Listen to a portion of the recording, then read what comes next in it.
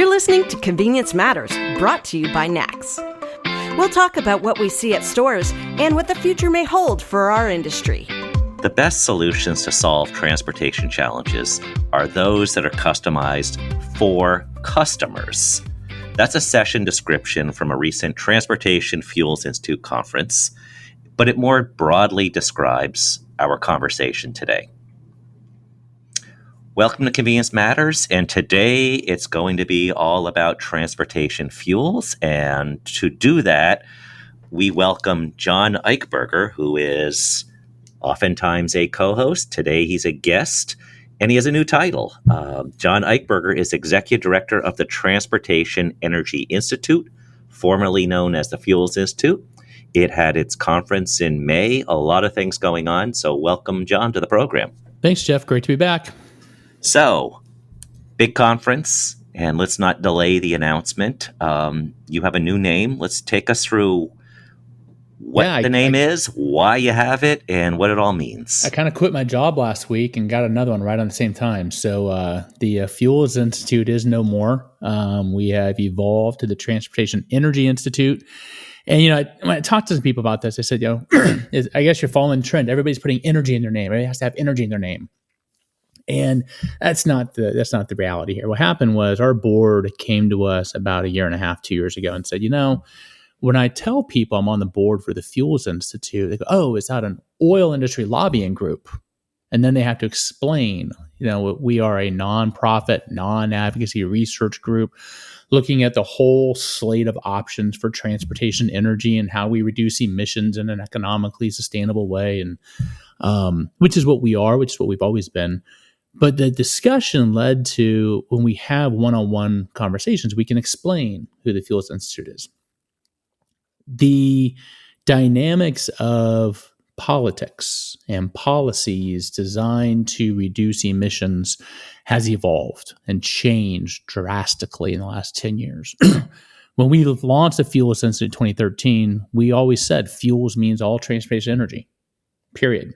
Fuel is required to run any machine. But because of the politicization of carbon reductions and climate change, the term fuel has been started to be viewed by some as hydrocarbon petroleum. And some of the audiences we're trying to educate, namely members of government, look at fuel as a pejorative term and reject anything that says fuels. And we're finding that. And when you don't have the opportunity to explain to somebody, no, it's all transportation, you lose that audience. And so the board really looked into this closely. We didn't really want to change the name, but it wasn't reflective of what we do in terms of some of our key audiences. So shifting to transportation energy is just saying, we're going to call a spade a spade. That's what we've always been. It's longer. It's not as easy to say. It's much more... It's harder to type. The transportationenergy.org takes a lot more characters. But at the end of the day, the goal is to make sure that our research is educating those making decisions.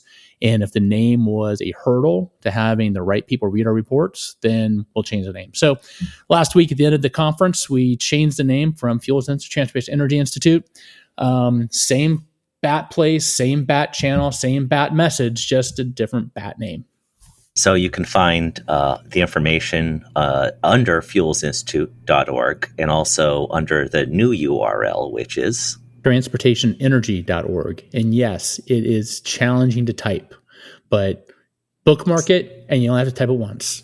So it's convenience. Now, you talked about the words transportation and energy. The word institute is also a very important part of your name. Do you want to walk through thinking in that process? Do we keep institute? Do we look at a different name? Why or why not? And that's another decision that was driven by the board. They asked us to do some research, so we studied a lot, did a lot of focus groups and surveys, and talked to dozens upon dozens of people. And we presented an option that was not institute. And the board looked at us and said, well, that seems more like a lobby group. We affiliate the words you provided as a lobbyist group. That's not who we are. We want to make sure that we're not being viewed as an advocacy organization. And then several said, we really like Institute. Institute is more academic. It's more think tank. It's more thought-based. It is more intellectually driven, and we like that. And as we iterated throughout the options, they came back and said, we don't want a drastic change. We want to clarify. And if we keep institute, then all we're changing is that first word. We're just changing what people view us as. And they really like the consistency of the last 10 years. They like the forward-looking perspective of transportation energy, but they wanted to keep that objective think tank-like nomenclature in our name. So I was, you go through stuff like this, and I hate change. I really hate it.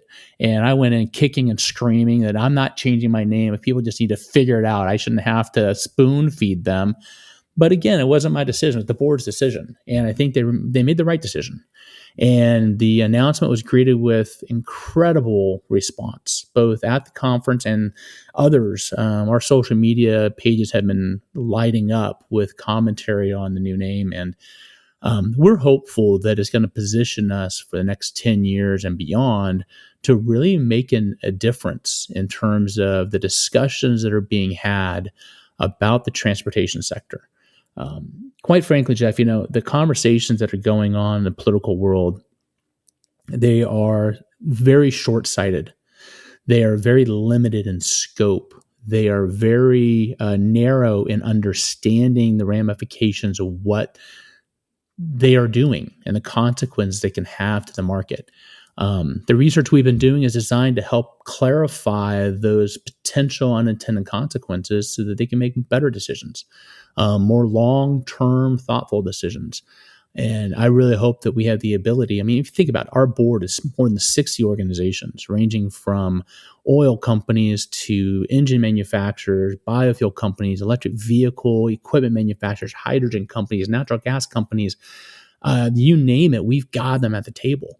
And if we can leverage their experience and their perspective collectively and deliver to our policymakers, hey, this is a collective representation of the industry. And it is a thoughtful piece to help guide our future so we can reduce carbon emissions, reduce criteria air pollutant emissions in a way that does not hurt consumers financially. Because if it hurts consumers financially, the solution will fail. And if we can do that, I'm hopeful that we can have a positive influence on the direction of the market. And I think particularly with fuels, with transportation energy, whatever name you want to use, it's become almost like everything else in society. If you look at politics, you want to just not be the boogeyman. So in looking at what the Fuels Institute's done over the last 10 years in building this coalition, 10 years ago, this past February, there was an announcement made at the NACS Leadership Forum. And then it's like, okay, John, take it from here. Yeah. So 10 years, but the important thing is, you go down different paths and then you finally hit the path that's the right path. And it's important to explore different paths. But by building this coalition, now you have a group that has everybody there. It's really difficult to be a boogeyman when there's something there for everyone in a positive way, not in a negative way. I got to tell you, people, when we started this 10 years ago, I was younger, I was a lot thinner. And we showed videos of the announcement at the conference last week. And I just looked up, man, that was a long time ago. It seems like ages ago, whole lifetime ago. But we started it and we had this idea, this vision of bringing people together. I had no idea what we were doing. Not a clue what to do. I was a lobbyist. How am I supposed to bring people together in a non-advocacy world, right? And I had colleagues tell me, John, you're crazy. There's no such thing as objectivity. You can't bring these people together. They're never going to work together. They're never going to cooperate. You're barking up the wrong tree. You're going to have to pivot and become more advocacy oriented. And we resisted. And our board and our leadership from day one said, we can do a lot of things. The one thing we will absolutely never do is advocate. Because the second you advocate, you lose your ability to bring people together. And, I was standing in our board of advisors meeting last week, and we were reviewing a proposal for a biofuel study. And I'm looking at, we're having a conversation. We had a couple proposals, presentations, and we're having a discussion on which proposal do we think we want to do. And, I'm looking at my electric vehicle charging company board members engaged in the discussion on a biofuel study. Thinking, what is going on? This is awesome, because they're recognizing, and they recognize this. When you get advocate groups and people together passionate about their strategy, you get them on one-on-one or in a safe environment that's not conflict ridden. They will be honest that this transition to a new technology, electric vehicles, is going to take time. It's going to be difficult. And if we are in it to save the planet, to reduce emissions, we need to do more than just that. And that's kind of what our whole conference was about. That's what the whole organization is about. Support the evolution to something new, because we got some cool stuff coming. Electric vehicles are awesome. Hydrogen vehicles are awesome. All these awesome things are going to take a very long time. And they may not fit every use case. They may not fit every consumer demographic. And so what are the options that we are developing to address the long tail of the market? The combustion engine is going to be here for the next 30, 40, 50 years, as well as those consumers, whether they be business consumers or individual families, they can have the vehicle they want with the power source they want, but we still eliminate the emissions. And if we can find those options, and give a structure to policy in the market that allows innovation, that allows new technologies and improvements on existing technologies to combine to deliver a zero emission transportation sector, that is the goal. And it is really encouraging when you're in a room. We had 55 of our board members in the room, I think, and they were all jointly and unanimously committed to that vision. And it was really, really encouraging. If we can get Congress to have that type of relationship, it would be a tremendous opportunity. And we can probably peg what the likelihood of that is. But yeah. Sure. You forgot your lobbying days there, John. I'm trying, man. I tell everybody I'm a recovering lobbyist because it's a 12-step recovery program. I haven't gotten past step 7 or 8. And as soon as I do, somebody pulls me, yanks me back in the political world. So it's a process. So you talked a lot. Last year's Fuels Institute meeting was all about decarbonization. That was a theme. It was carried throughout. This year, the Fuels Institute / Transportation Energy Institute focused on a whole bunch of things. And we already talked about decarbonization a bit. But one of the other sessions was on addressing the elephant in the room, internal combustion engines. What type of discussion did you want to have come out of that? Or what type of understanding of a session like that, where some people might say, how dare you talk about internal combustion engines? We're going to be publishing a paper here in June on decarbonizing combustion engine vehicles. And we commissioned it last year. It's gone through peer reviews and final design and copy editing now. So it'll be coming out real soon. We had to be careful when we presented this because we want policymakers to read the paper. We want them to digest it and understand it. And if they are bought and sold that EVs are the future, you're right. How dare you talk about combustion vehicles? We don't care. The bottom line is this, and I did a calculation. It's a quick calculation. It's not accurate, but it's a good directional analysis. If we were to ban the sale of combustion engine vehicles in 2035, like they're doing in Europe and California and Canada, and we continued selling 16.2 million vehicles a year, which is what we've averaged the last 10 years. By 2050, 40% of vehicles in operation will still be liquid fuel combustion engine.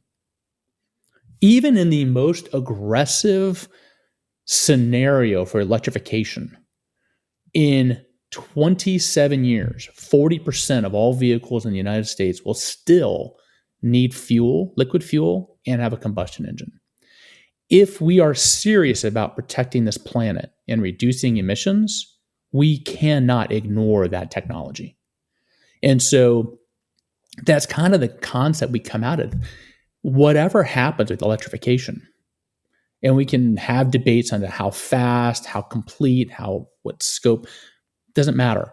Even if we go 100% electric vehicles, we have a long tail that we have to decarbonize.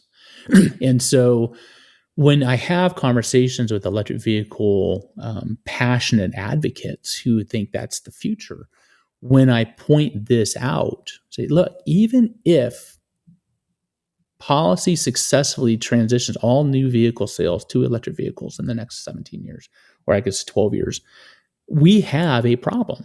That's not going to stop in the increase in carbon concentrations in the atmosphere.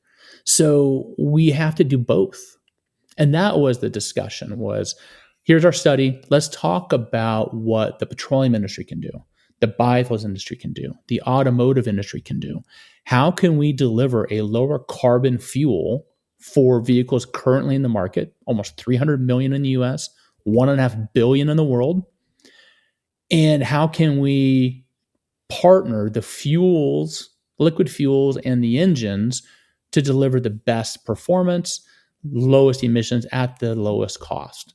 The other thing we're pointing out is North America, Europe, and some parts of Asia might go all electric. It's feasible. Policies are being developed that way. Let's assume they do. That's not the entire world. We still have African nations, South American nations, other parts of Asia, Russia. We have got a lot of other countries and regions that are not going that route. How can we deliver them an affordable, low emissions solution when they're not going to go? There's more than 2 billion people in the world that don't have electricity at their homes. They're not going to drive an electric vehicle, but they need mobility. And so how do we help raise the standard of living for people throughout the world while we address our environmental objectives? And that requires a much more diverse strategy than just plug everything in. So the title of this episode is a title of one of your sessions, and it really should be the title or subtitle of every conference ever put on for the rest of time. Right. Finding solutions that work for all. And in thinking through what we've done with nutrition at NACS, for instance, when we would meet with nutritionists, they said it took us a long time to realize that there's a difference between nudging someone and being the nudge. And the nudge, for those outside of New York City, is the one that tells you what to do. And they're always right, and they're always passionate. But when you nudge someone, you understand there's empathy involved. You understand their context, and you're finding ways, literally, that work for all. So how did that come about? And as a title for, like I said, I think it's dead on in how we look at big issues. But what are the elements when you look at solutions that work for all? So that session was mostly tailored towards disadvantaged and rural communities. So we had Argonne National Laboratory come in and share some of their analyses, and actually an online tool for evaluating transportation poverty areas. and then we had one of our board members who represents tribal nations, and one of our board members who serves rural America. And the discussion was fascinating that when you look at energy load on somebody's finances, for most Americans, your transportation cost, that's your vehicle cost and your energy cost for transportation, is about 3% of your disposable income. In lower income communities, it can be as high as 20%. Now, if you're taking 20% of your disposable income, and that's just for mobility, that compromises your health, your food, compromises everything. The other thing is most of those individuals in that situation are driving cars that are 15, 20 years old. Yeah. They're polluting the most. So not only are they spending more money, they're breathing dirtier air. And so the conversation was, we have ivory tower policies. Washington, D.C., well, everybody can just do this. In Washington, D.C., maybe some people can, But what about boroughs in DC that can't? What about tribal residents who don't have the resources that other Palo Alto, San Francisco have? What about rural America, farmers who have to drive more than the average 30 miles a day, who have to power equipment? What about lower income countries? And so it was a session designed to say, look, we have to recognize that not everybody is the same situation. And not everybody can afford a $70,000 car. The average price of a new vehicle in February this year was $48,000. The average household income in the United States is $71,000. New vehicles are becoming increasingly unaffordable for the majority of Americans. And yet we're continually imposing more requirements on the vehicles and making them more expensive. So we really want to highlight the fact that we have to take care of the environment. Absolutely. But you know what? If we do it at the expense of people, we've achieved nothing.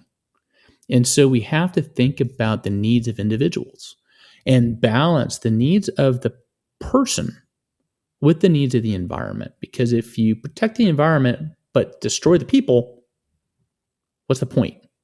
And so that's one of the things that we're really focusing on here is we've got to understand that not everybody's in the same situation. I mentioned 2 billion households in the world don't have electricity. I've pointed this out many times, and people are still shocked when I say it. The United Nations celebrates what they call World Toilet Day to raise awareness that still there are almost 1 billion people in the world that do not have access to functioning plumbing in their homes. Those people don't care at all about reducing carbon emissions. And we have to recognize that. We have to think about the different components of society, not just in the US, but worldwide. What do people need? And how do we bring them along on this journey to a more, quote, quote, sustainable economy? We cannot push forward solutions that are unaffordable for 70% of people on this planet, because all you do then is you condemn them to a life of poverty. And we cannot do that. And I think we've lost sight that protecting the world while hurting people is not acceptable. And we have to continually drive this home that not everybody is in the same situation. Not everybody can afford new vehicles, and we have to provide them mobility solutions, because the only way they're going to get out of their situation is to physically get out of their situation. If we make transportation unaffordable, we trap them, and that is completely unacceptable. Right, and then you're saying either something like EVs or other new fuels, which are more expensive in a vehicle, and get a new vehicle, or go back to riding bikes. And neither takes people out of their current situation. Right. And, we've had the discussion of equity in society for the last couple of years, and it's usually drawn on racial lines. But I look at it from an opportunity perspective, and look at it from a mobility perspective, because that's my job. We can provide equitable solutions. We can provide solutions that fit different economic situations and conditions, but it can't be one size fits all. And we don't advocate the Transportation Energy Institute, but we're advocating for one thing: broaden the discussion. We're not going to advocate for what the solution is, but broaden the discussion to make sure that people have a seat at the table, not just the environment. Well, you have made enormous progress in the last decade. It's way, way, way beyond the name change, but the name change reflects the next few years. And I think that, summing it up, just finding solutions that work for all, and not just looking at our country, but the world. And what do we need today? What do we need 30 years from now? And how do we achieve those steps along the way? So information from the recent conference you had, plus all kinds of white papers. You can still, if you have old school and you have it bookmarked, fuelsinstitute.org. If you want to step on that, on the future, You can go to transportationenergy.org. No institute in that, right? No institute. No, transportation energy is long enough. So, and the flip of the switch that you made is probably a whole nother topic of a discussion, how a association rebrands and does it as seamlessly as you did. But the new website looks great. Same great work that the Fuels Institute did for the first 10.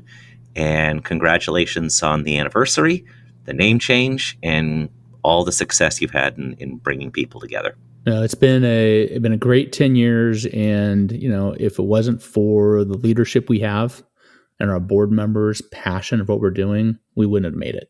So it's been a humbling experience to kind of have the reins of this organization the last 10 years. And people have asked me, so how long are you going to stay in this job? When they pull me out in a pine box, because I'm having a blast. It is so rewarding to work with such inspiring leaders and to deliver such what I believe to be very critical information to help support the market going forward. So thanks for having me on. It's been a great conversation.